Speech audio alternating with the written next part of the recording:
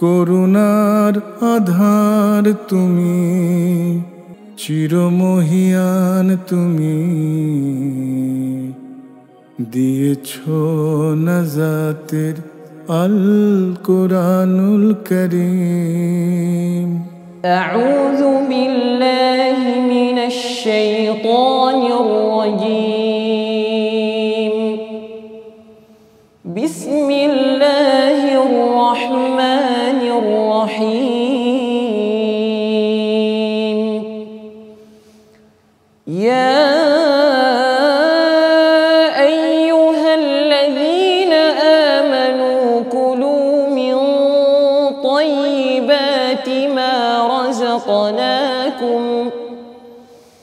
كلوا من طيبات ما رزقناكم واشكروا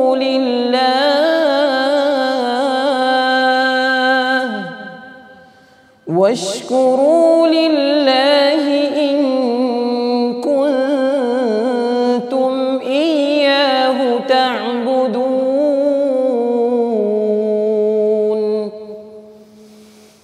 إنما حرم عليكم الميتة والدم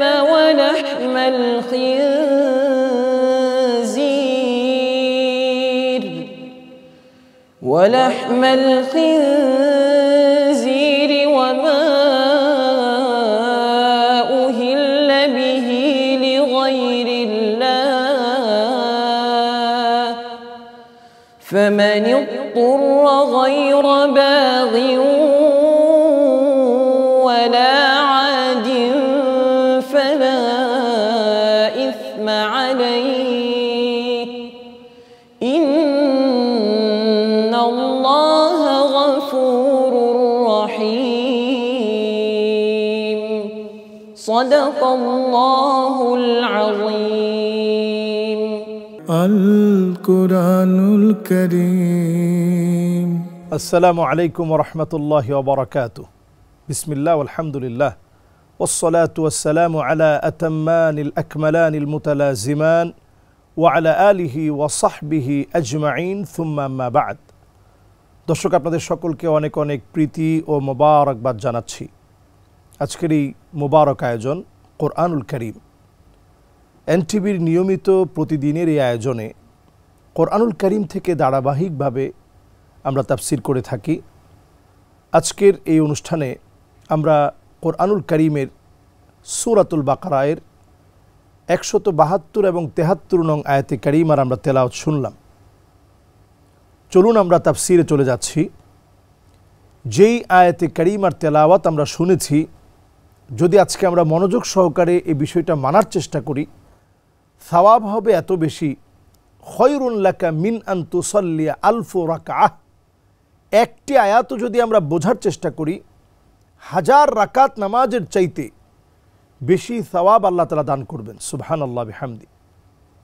যে আয়াতে কারীমাতে আমরা ছিলাম, 172 নং আয়াতে কারীমা সূরা আল বাকারায় আল্লাহ তাআলা আমাদেরকে বলছেন যে কুলু মিন তাইয়্যিবাত, তোমরা ভালো থেকে খাদ্য গ্রহণ করো, তোমরা খাও ভালো খাবার।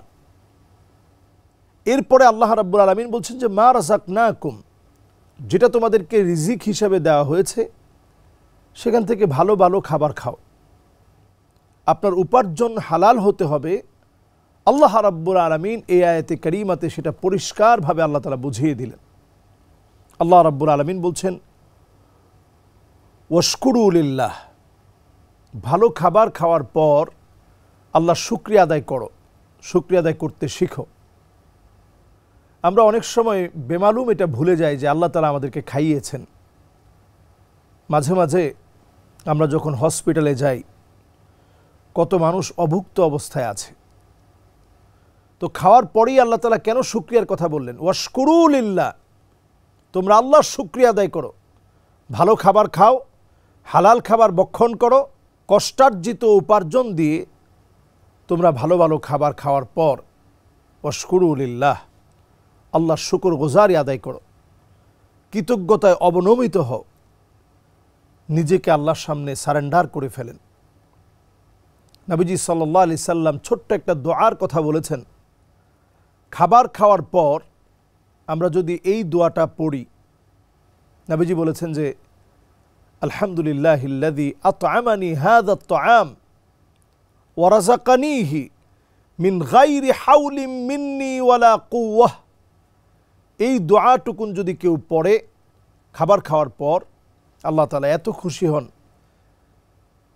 ফেরেশতাদেরকে ডেকে বলে যে দেখো লোকটা কত কষ্ট করে বাজার করলো, রান্নাবান্না করলো, সব করে এই খাবারের আয়োজন করলো, কিন্তু পরিশেষে সে প্রশংসাকারী হলো আমি আল্লাহ রাব্বুল আলামিনের। আমার প্রশংসা আদায় করছে যে আমি নাকি তাকে খাইয়েছি, তার খাওয়ার মতো কোনো শক্তি সামর্থ্য ছিল না, আমি না খাওয়ালে সে খেতে পারতো না। যাও, এই কথার স্বীকৃতি যে দিয়েছে, আমি আল্লাহ রাব্বুল আলামিন তার গুনাহগুলো মাফ করে দিলাম। সুবহানাল্লাহ বিহামদি।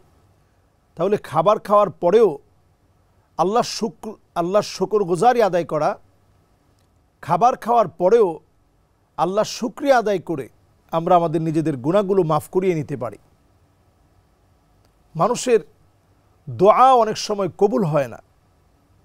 কবুল না হওয়ার পিছনে অন্যতম কারণ হচ্ছে মাশরাবুহু হারাম। আপনি যেটা খাচ্ছেন সেটা হারাম থেকে আপনি খাচ্ছেন। মাতআমুহু হারাম, যে খাবার আপনি গ্রহণ করছেন, যে পানীয় আপনি গ্রহণ করছেন, হারাম থেকে আপনি গ্রহণ করছেন। আপনার দোয়া ফাআন্নি মুস্তাজাবুন লাহু, তাহলে কেমন করে ফাআন্নি ইউস্তাজাবু লাহ, কেমন করে আপনার দোয়া আল্লাহর কাছে কবুল হবে? আপনার খাবার হারাম, আপনার পোশাক হারাম, আপনার ইনকাম হারাম, হারামের উপরে আপনি প্রতিষ্ঠিত, কিভাবে আপনার দোয়া আল্লাহর কাছে কবুল হবে? যতগুলো কারণে মানুষের দোয়া কবুল হয় না, তার অন্যতম কারণ হচ্ছে আমরা হারাম বক্ষণ করি। আমাদের উপার্জনের পথ পন্থা হালাল নয়। যে পথ পন্থাকে আল্লাহ রাব্বুল আলামিন হালালের মধ্য দিয়ে উপার্জন করতে বলেছেন, আমাদের অধিকাংশ মানুষ আমরা উপার্জন করি ঠিক, দিন রাত পরিশ্রম করি ঠিক, মাথার গাম পায়ে ফেলে আমরা উপার্জন করি, কিন্তু হালাল পন্থায় আমরা উপার্জন করি না।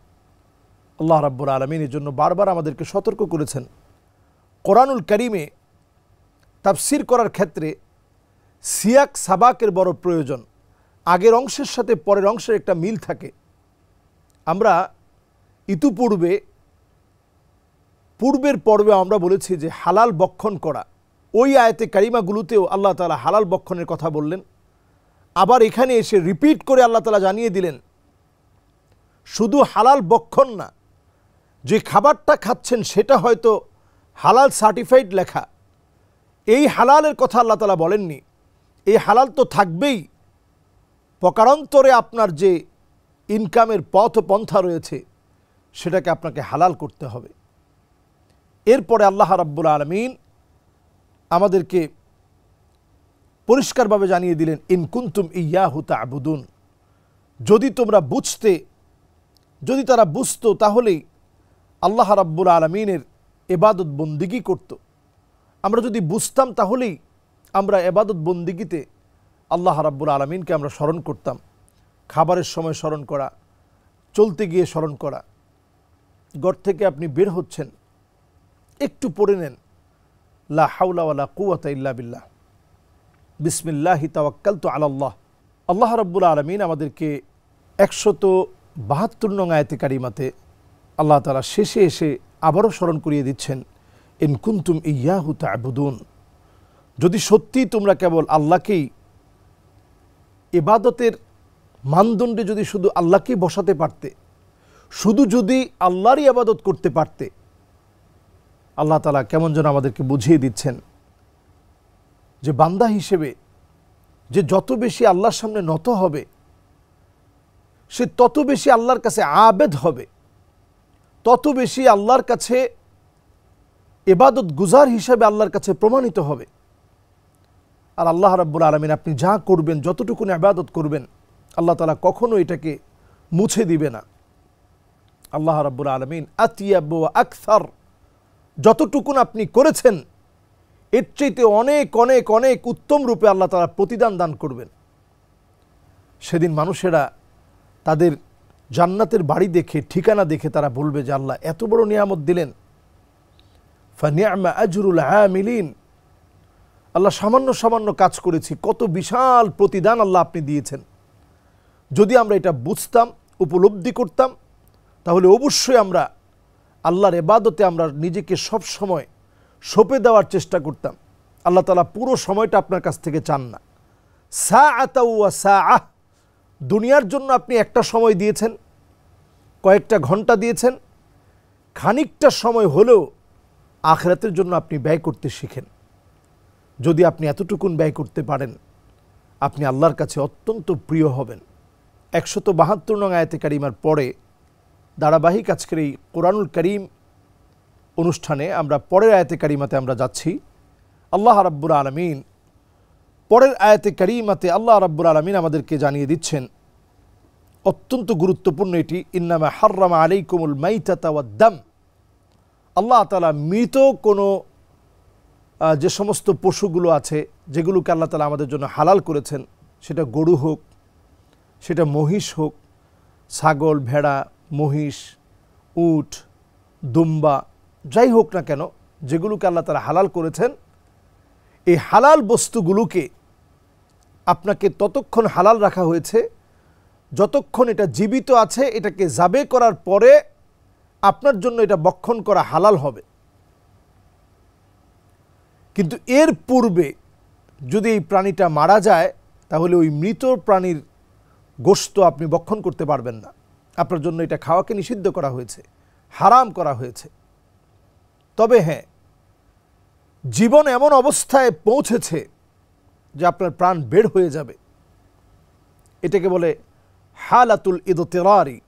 একেবারে জীবনের শেষ মুহূর্তে আপনি চলে এসেছেন, বাঁচার জন্য যদি এই রকম কোনো গোশত আপনি পেয়ে যান, যেটা মৃত প্রাণীর গোশত, একটা গরু মরে পড়ে আছে, কিন্তু আপনার বাঁচার আর কোনো উপায় নেই, শুধুমাত্র ওই সিচুয়েশনে আল্লাহ তাআলা এটাকে আপনি খেতে পারবেন, ততটুকুন পারবেন যতটুকুন আপনার বাঁচার জন্য জরুরি। এরপরেই আল্লাহ রাব্বুল আলামিন 173 নং আয়াতে কারিমাতে আল্লাহ তাআলা আমাদেরকে আবারও জানাচ্ছেন, অদ্দাম, রক্ত খাওয়া যাবে না। আফ্রিকাতে আপনারা দেখবেন যে জীবিত পশুর, বিভিন্ন পশুর গলা থেকে তারা তীর মেরে সেই রক্তগুলো বের করে এখনও তারা খেয়ে থাকে। এটা সেনেগালে আছে, তারপরে নাইজেরিয়াতে আছে, চাঁদে আছে, বুর্কিনা ফাসোতে আছে, সিয়েরা লিওনে আছে। আফ্রিকার বিভিন্ন গোত্রে বিভক্ত অসংখ্য মানুষ এখনও আছে যারা জীবিত প্রাণী থেকে রক্ত বের করে সে রক্তটা পান করে। আল্লাহ রাব্বুল আলামিন এটাকে সম্পূর্ণরূপে হারাম করেছেন, কোনোভাবে এটা জায়েজ নেই। অনেক সময় আমাদের দেশের এমন কিছু তান্ত্রিক ব্যক্তি আছে, তারা দেখবেন কালো জাদু করার জন্যে, ব্ল্যাক ম্যাজিক করার জন্যে এই জাতীয় বিভিন্ন প্রাণীর, জীবিত প্রাণীর এই রক্তটাকে তারা বের করে এবং সেই রক্তটা পান করে। আল্লাহ তাআলা টোটালি এটাকে হারাম করেছেন। এই জাতীয় কাজ কোনোভাবে জায়েজ নেই। অনেকে দেখবেন সন্তান লাভের আশায় ওই ধরনের কোনো তান্ত্রিকের কাছে গিয়ে এরকম জীবিত একটা প্রাণীর রক্ত খেয়েছে শুধু সন্তান লাভের আশায়, অথবা কোনো কাজ চরিতার্থ করার লক্ষ্যে এই জাতীয় একটা কর্মকাণ্ড করে ফেলেছে।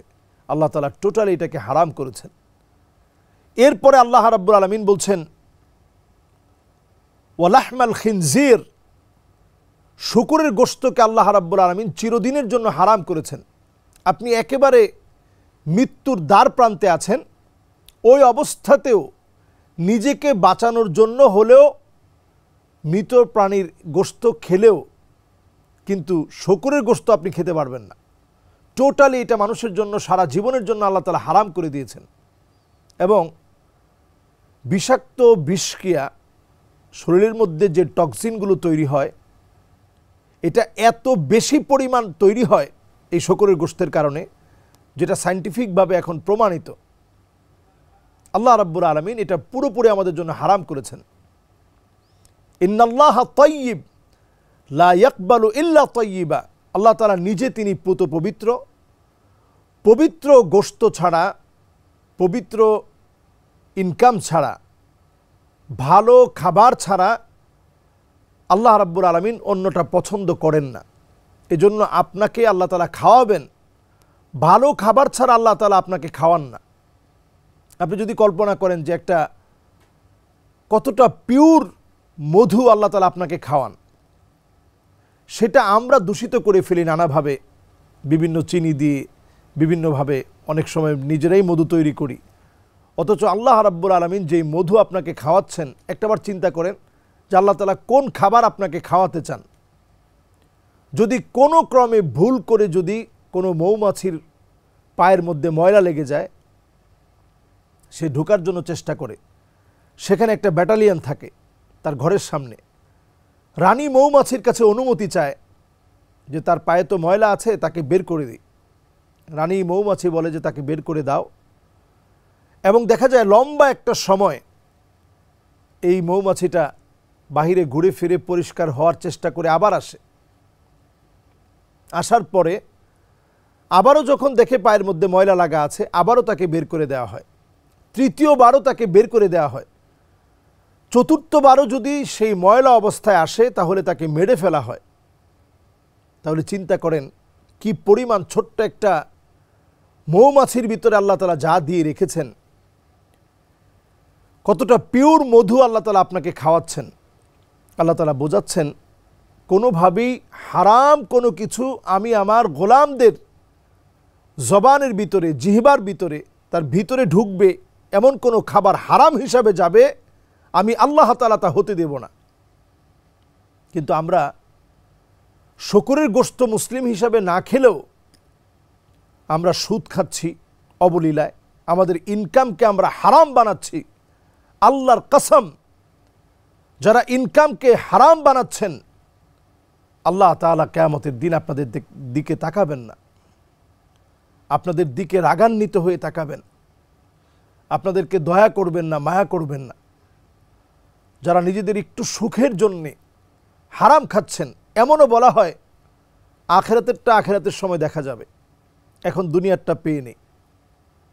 এমনও বলা হয় রমজান মাসে, যে রমজানে তো ইফতারের আগ মুহূর্তে আমি সুদ নিতে পারি না, ইফতারির পরে আইসেন তখন নিয়ে নিব। তো এই যে আমাদের মারাত্মক একটা অবস্থা, এই যে আমাদের একটা ভয়াবহ অবস্থা, আমরা কোনটা হালাল কোনটা হারাম এই পার্থক্য করতে পারি না। আল্লাহ রাব্বুল আলামিন আমাদেরকে এখানে পরিষ্কারভাবে সে বিষয়ে আল্লাহ তাআলা বোঝাচ্ছেন কোনটা আমাদের জন্য নিষিদ্ধ করা হয়েছে।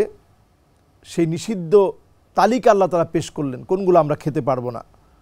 ওমা উহিল্লা লিগাইরিল্লাহ, যেটাকে জবে করা হয়েছে আল্লাহর নামে জবে করা হয় নাই। বিসমিল্লাহি ওয়াল্লাহু আকবার অথবা বিসমিল্লাহি আল্লাহু আকবার বলে জবে করা হয় নাই। কোনো পীরের নামে জবে করা হলো, কোনো ফকিরের নামে জবে করা হলো, কোনো বাবার নামে জবে করা হলো, আল্লাহর নাম বাদ দিয়ে অন্য কোনো মূর্তির নামে জবে করা হলো, এমন কোনো প্রাণীর গোশত মুসলিম হিসেবে আপনি খেতে পারবেন না।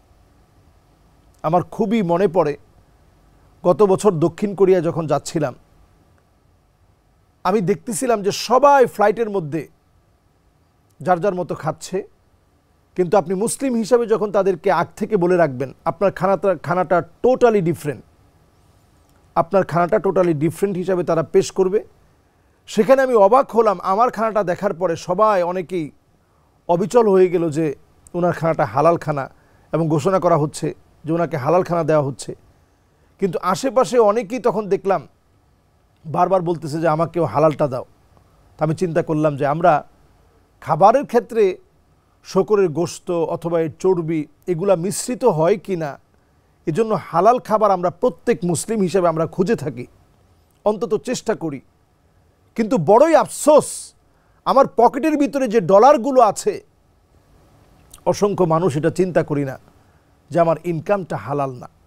আল্লাহ রাব্বুল আলামিন এজন্য আমাদেরকে হালাল খাওয়ার বারবার তাগিদ দিয়েছেন, এবং আল্লাহ রাব্বুল আলামিন বলছেন যে ফামানিদুত্তাররা ফামান ইদতুররা গায়রা বাগি ওয়ালা আদিন ফালা ইসমা আলাই ইন্নাল্লাহা গফুরুর রহিম।